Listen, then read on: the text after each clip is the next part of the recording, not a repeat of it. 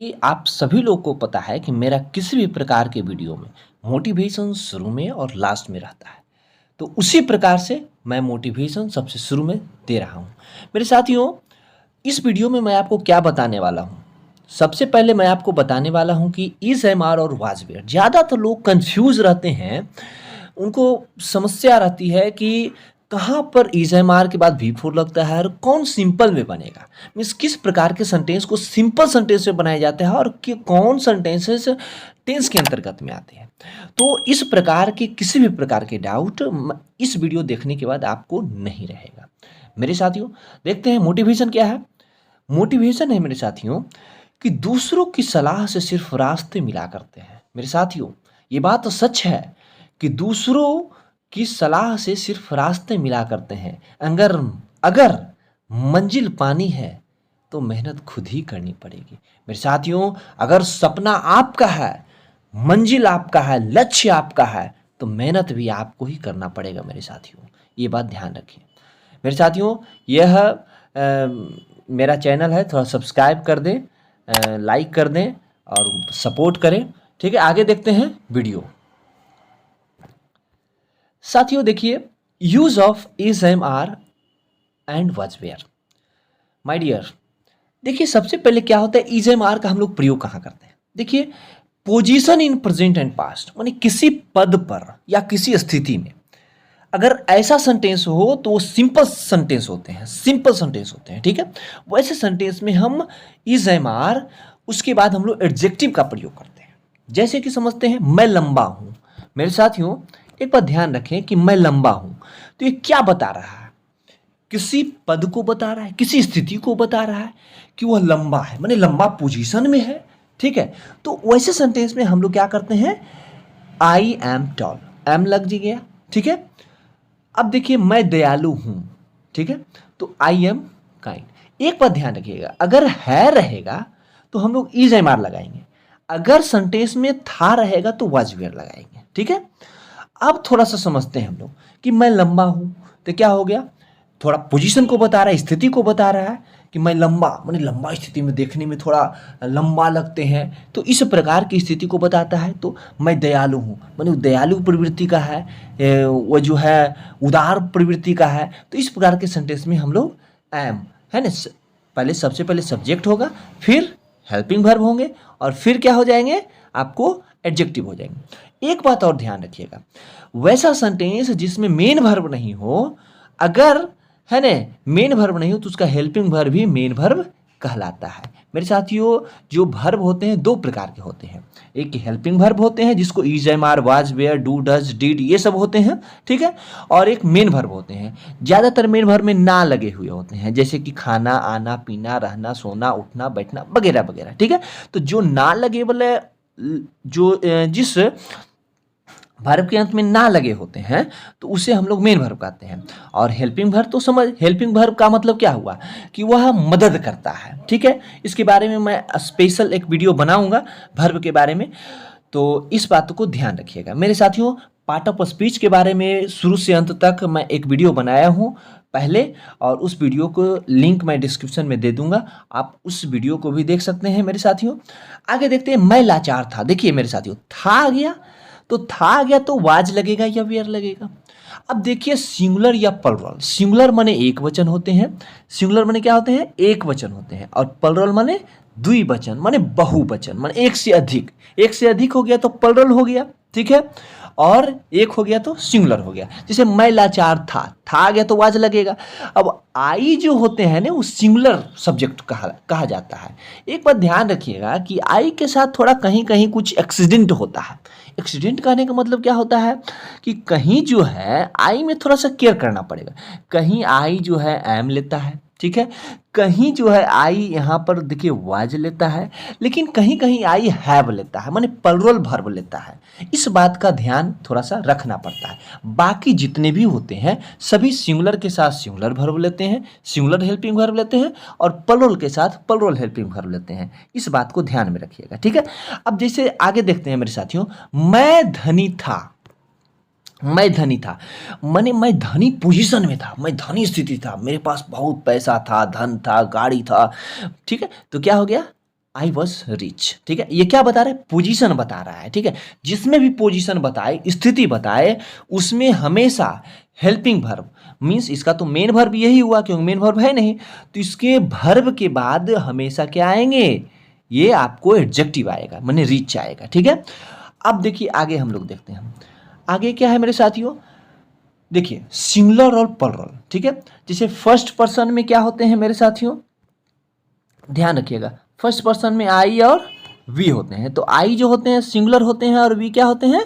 Plural होते हैं। Plural माने एक से अधिक का बोध होता है और सिंगुलर में एक का बोध होता है। ठीक है, अब थोड़ा सा समझते हैं सिंगुलर में कौन कौन होता है मेरे साथियों। He, she, it, name and the boy, ये सभी सिंगुलर होते हैं। एक बात ध्यान रखिए, ये सब बात ध्यान रखिएगा। ठीक है, ही जो होता है वह पुरुष के लिए होता है। ध्यान रखिएगा, ही जो होता है वह ही मने भी वह होता है और सी मने भी वह होता है। ठीक है, लेकिन ही पुरुष को डिनोट करता है और ही जो है पुरुष को डिनोट करता है और सी जो है क्या है?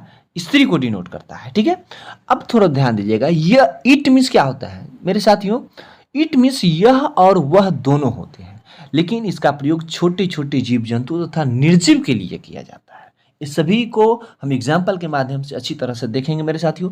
नेम माने दुनिया का कोई भी नाम, कोई भी किसी भी व्यक्ति का नाम, जैसे राम, श्याम, मोहन है न, सीता, गीता, बबीता, बिट्टू, जो भी प्रकार के नाम है वो सभी नाम क्या होते हैं? सिंगुलर होते हैं। ठीक है, किसी भी व्यक्ति का नाम।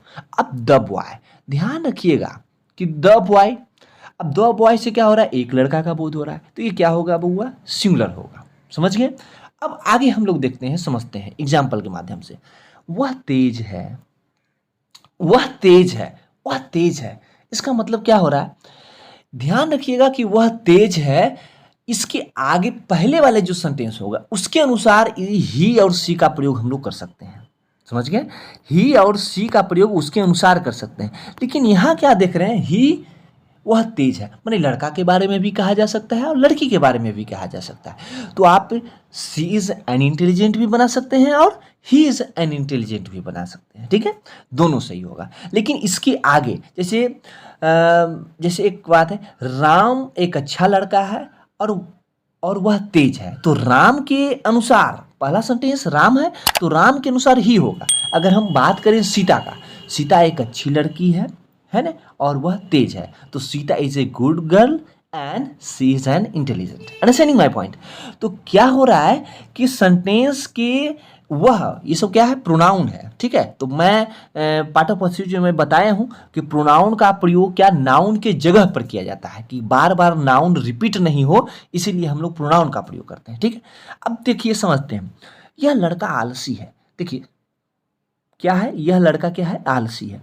तो दिस बॉय, समझ गए, इज लेजी, माने लेजी पोजीशन में है, लेजी स्थिति में है, माने कुछ करना नहीं चाहता है। ठीक है, वह उदास थी, तो क्या होगा? She was sad. क्या हो जाएगा? शी वाज, माने उदास स्थिति में थी। था है तो वाज लगेगा, सिंगुलर के साथ वाज लगेगा, प्लुरल के साथ वेर लगेगा। यह भूरा है, अब देखिए यह क्या है? यह भूरा है, तो यहां क्या लगेगा? It is brown. It is brown कैसे लगा? इट इज ब्राउन कैसे हुआ? ध्यान रखिएगा, क्या बताए हम? यह या वह दोनों होते हैं। छोटे छोटे जीव जंतु ना निर्जीव के लिए हम लोग इट का प्रयोग करते हैं। ब्राउन क्या है? भूरा एक रंग है, तो इसके लिए हम लोग इट का प्रयोग करते हैं। यहाँ आप दिस इज ब्राउन भी बोल सकते हैं। ठीक है, लेकिन इट का प्रयोग हम बता रहे हैं, इसलिए इट का प्रयोग हम कर रहे हैं। ठीक है, सीमा गुस्साई थी।